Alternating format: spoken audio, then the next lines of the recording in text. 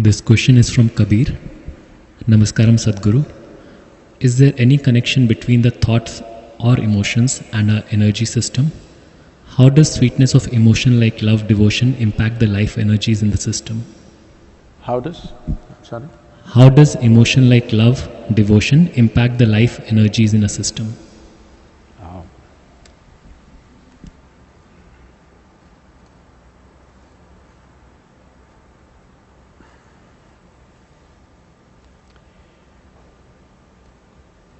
So there are two approaches to this.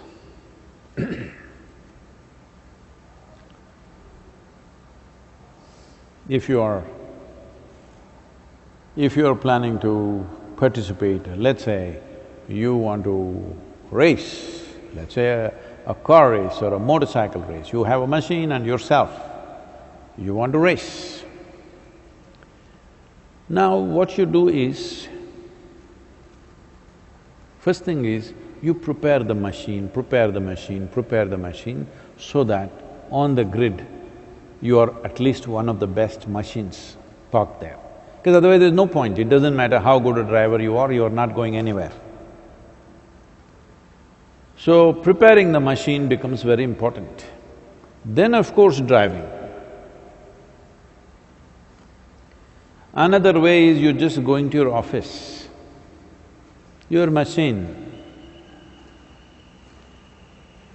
that kind of machine, but you drive carefully and get to the office, your purpose is fulfilled. You don't need that kind of a machine. You don't need that kind of a machine which will perform at that level. You just have to drive carefully, don't hit anybody, get to the office and come back home. You know one wheel is little like this, so you drive carefully, not hurting that wheel. Yes, a lot of people are doing such things. So it depends on the purpose for which you're using this. So here, if you want to look at this as yourself and the machine, you want to keep this at a certain level of performance on all levels of life, then first thing is to prepare your energy system so that it can take any kind of beating. It's most important that you prepare your energies in such a way, whatever havoc happens, it is fine, it doesn't get jangled. I used to do this test for some people, we have given up such things these days. Surprises, in the sense, way back we did these things. You're walking, somebody comes and, makes a loud noise next to you, or creates some situation where something passes very close to you, or in yoga, there's a classic example of throwing a rope and saying, "snake." So when this happens, how much your energies will jangle will tell you how stable your energy system is. When you're surprised, when you're not prepared for something, how does your system respond to it? Or is it a violent reaction, or does it respond in a certain way? There's a beautiful story.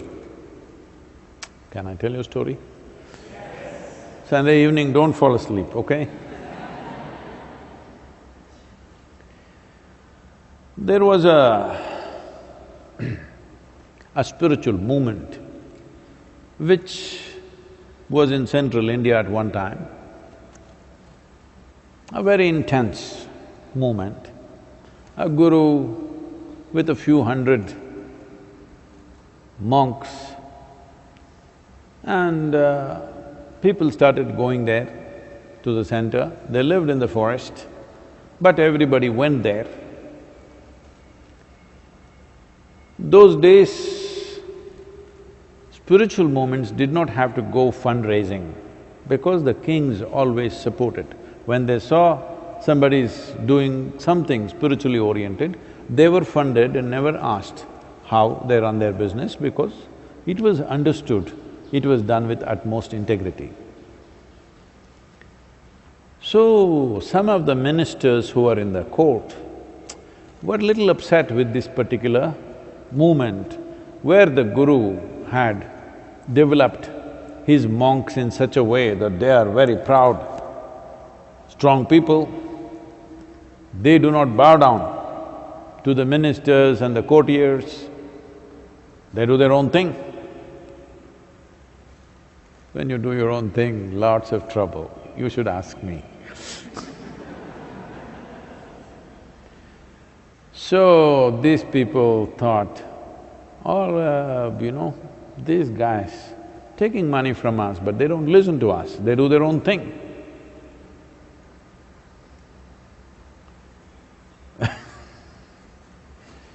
At different points in the growth of Isha, people have offered help conditionally, and we've always refused it, for which we made lots of enemies, simply because we did not take their help. We refused because it was conditional. See, so many people, wonderful people have donated so much money to make this happen. We've not written anybody's name anywhere. I said, I will not write your name, nor will I write my name on anything. In this place, which is considered sacred, no. Tomorrow somewhere if you build a hospital or something, maybe we'll write your name. But in a spiritual place, we are not going to write your name. But in spite of that, wonderful people donated. All others were upset that if we donate, can we… See, I'm drawing every creature out here. Okay, okay. Whatever the bird does, you must pardon him, okay? That's what he knows.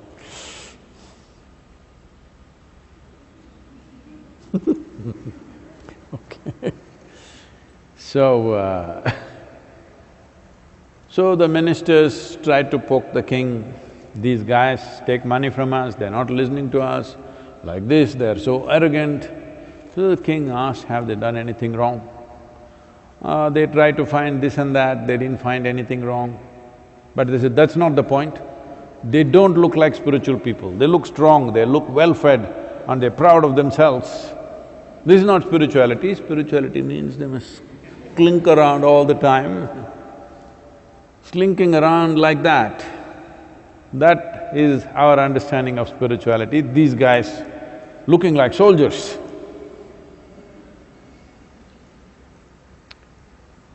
So, the king said, okay, let me talk to the Guru. And he called the Guru. So, king told him the problem, that this is the problem I have. Ministers are telling me we should stop all funding to you because you guys don't look like yogis.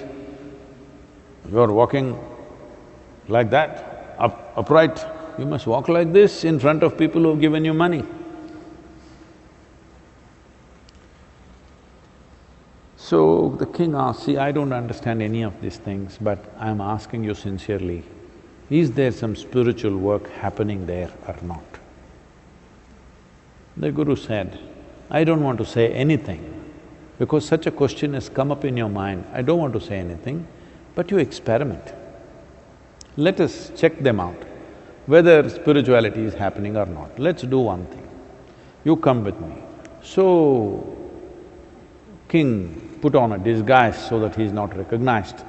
The king and the Guru, it was peak summertime, so generally it was the habit for people to sleep outside their homes, in their gardens. So they went to the minister's house. And the Guru took a pail of water and threw it. He was fast asleep on his bed and threw it on his face. The guy got up screaming and shouting and, abusing mothers, sisters, everybody of whoever dropped this water on him. And from there they left quietly. And the other person who was a chief counselor, they went to his house. He was also sleeping outside. And he was sleeping with his wife next to him. And they went and threw water on him. He got up and started beating her. In his mind, the most nasty things can only be done by the wife.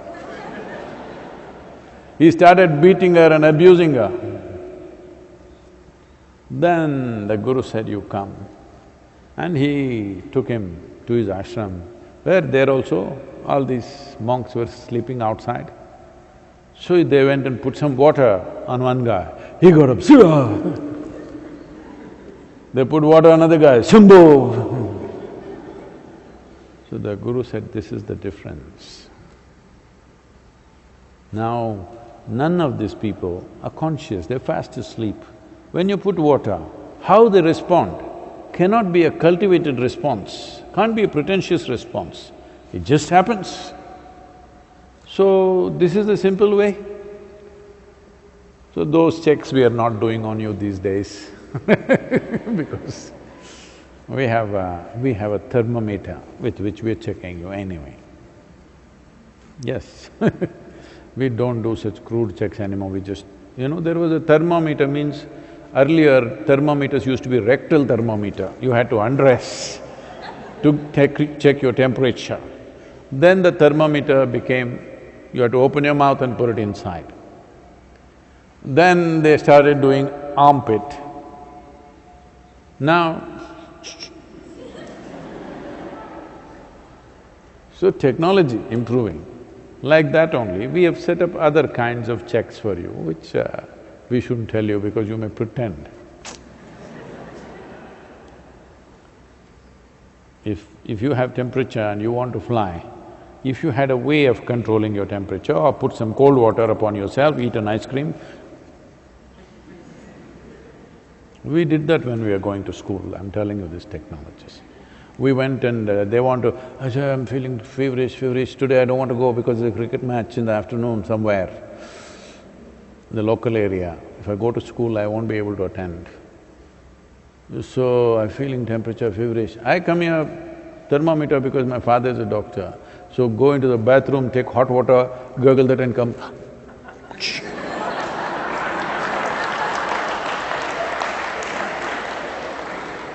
So there are ways to get temperature, there are ways to put down temperature, okay? Don't do this now, you're endangering others' lives. So, if you are building yourself up in such a way that you want to be in such a state, life and death you can handle effortlessly. If that is your intent, then the only way to work is to stabilize the energy, to enhance the energy system, and being joyful, being loving, it is not even an intent, it will naturally happen because, see, right now your machine is really good. Speed is not even an intent, even without you knowing, it'll happen. This happened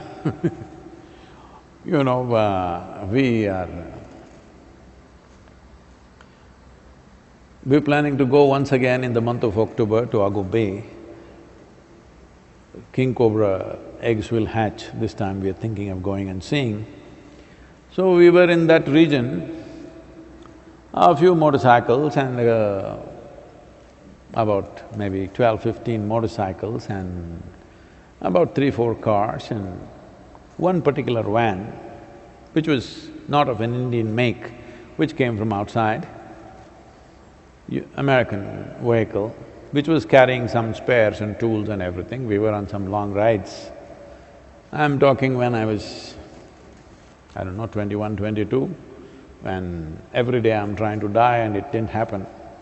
That's the kind of riding we're doing So, this particular van is being driven by some local driver. So they instructed him, you stick to… because it's a maintenance van, it has tools and spares and everything, we want him to be around us. Those days our motorcycles, max it will hit is 140, 145, that's it. But these are mountain roads, that is a lot of speed. And we don't go any faster because our machines are that kind it's not like today. So they instruct him, Just stay… maximum you do is 100 kilometers per hour. 100. And you say in Kannada, you say, hey, noor mele hogbardu kano, nooru, ashte, nooru.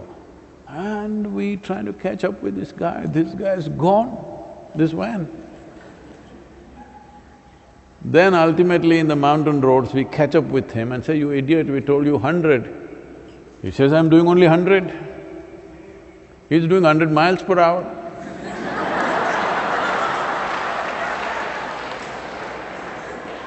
So when the machine is good, speed is a natural expression.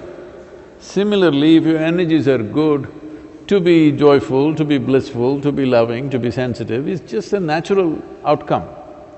But you're just an office goer. You need just a car which goes to office, comes back home. You want to just maintain your official situation and your domestic situation. For this, you don't want to put in so much work to create that kind of an energy system which will be in a different state, because that'll take a lot of work. So for you, if you are like that, I don't want you to be like that, but if you are like that, then we will tell you, please practice love, practice smile, be joyful, be nice to people, all this rubbish. You don't go and tell a mango tree, please make the fruit sweet. You don't say such things, it's nature. That's how, if you enhance your energetic system to a certain level of possibility, to be pleasant, to be at its peak, to be sensitive, to be sharp is natural. Otherwise, you're trying to be. Well, this happened in Texas, in the Texas University. There are football players in the university who don't have to really study. They'll get through because they are heroes in the university, because they are playing game and there's a certain draw for them. So the coach took the top quarterback in the team and pleaded with the dean that, this guy is a star in the team. You can't put him through the regular examination. We will just do, oral exam, YYOC. No writing because he doesn't know how to write. He just throws the ball. Nothing wrong with that. So the dean agreed and then they sat for a test. So the professor asked him, how much is 7 times 7? He said, I think it could be 49. The coach jumped up and said, please, please give him another chance, please give him another chance.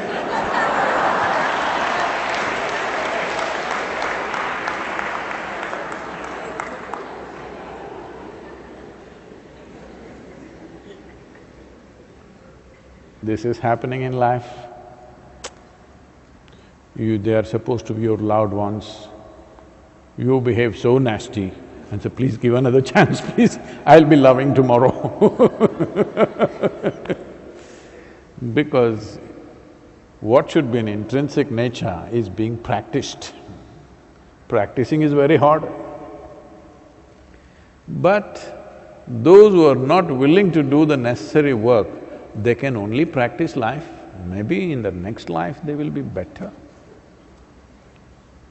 So that is why so many varieties of offerings, so that something will knock them. So should I do love practice, devotion practice? No, if your energies are all inclusive, to be loving and to be in absolute sense of devotion and blissfulness is very natural for you. That's the way life should be. That's the way every other life is. They are what they are.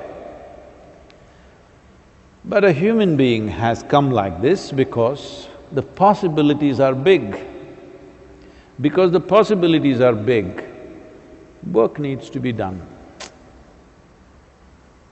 If the possibility was small, eat, sleep, reproduce, die, if this was the possibility, only possibility, There's no work to be done. This is the beauty of the animals.